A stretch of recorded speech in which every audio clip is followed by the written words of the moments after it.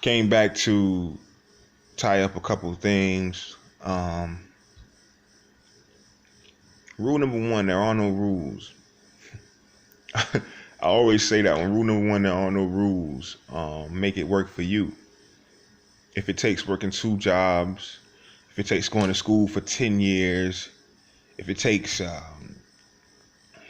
cutting grass on the weekends, if it takes staying at home with your mom and your dad, you know, if it takes being by yourself and isolating yourself from the general public for days on end, do that. If it takes writing down words or singing songs or breakdancing in the middle of a jam-packed highway, whatever it takes. Rule number one, there are no rules. Do whatever you need to do to accomplish what you need to accomplish. However, we do need to have some morals.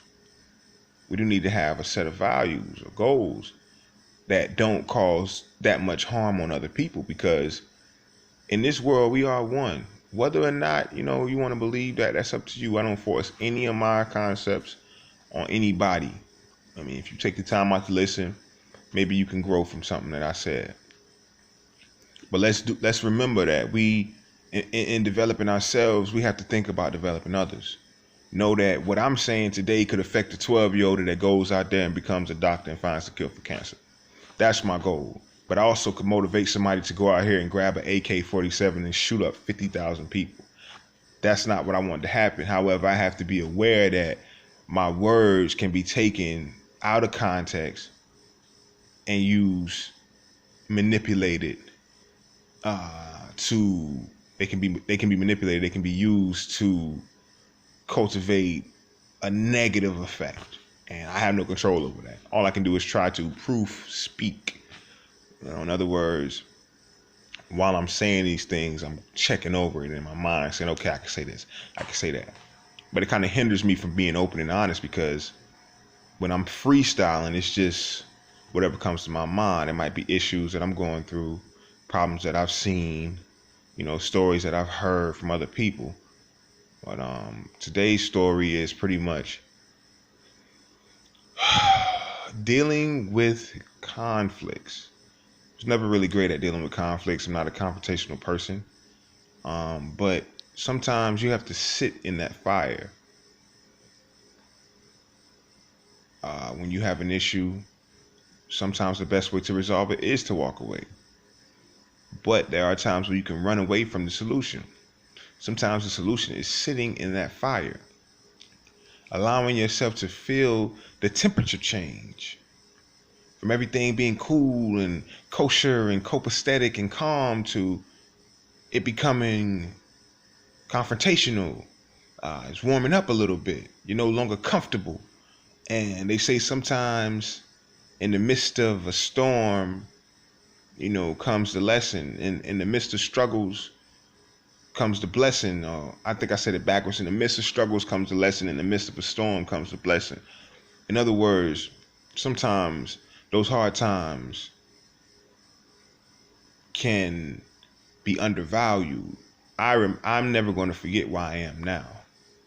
I'm never going to forget being unemployed, undereducated, undervalued, not understood, not appreciated, not confident, not convinced. I'm never going to forget that, because the me here today has to grow into the me there tomorrow.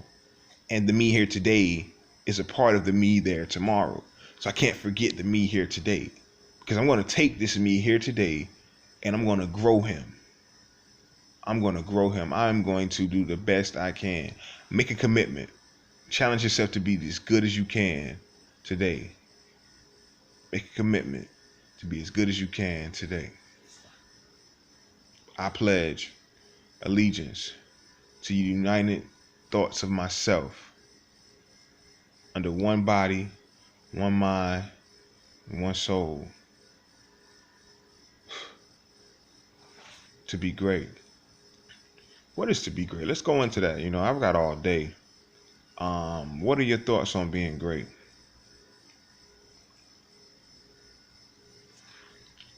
I know I got a pimple. I know I cut myself up the other day.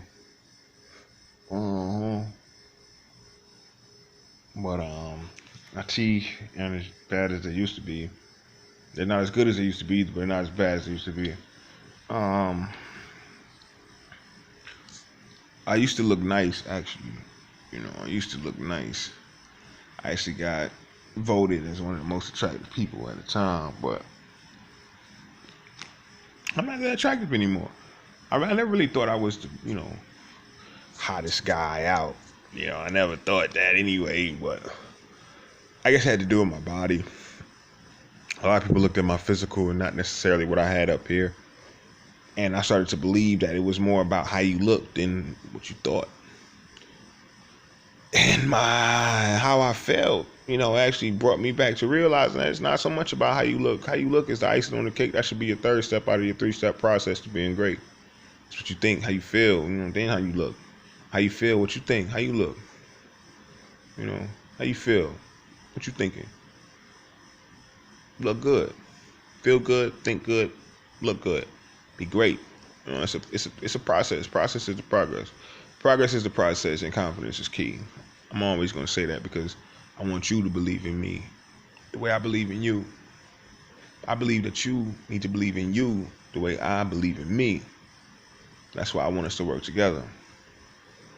I'm not speaking to the masses. I'm speaking to that one person who was sitting there today beating themselves up with 10-pound gloves.